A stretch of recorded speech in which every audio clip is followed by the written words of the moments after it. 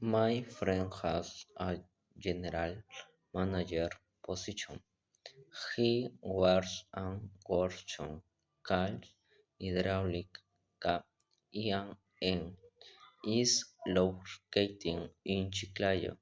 I think his salary is around 5,000 soles per month.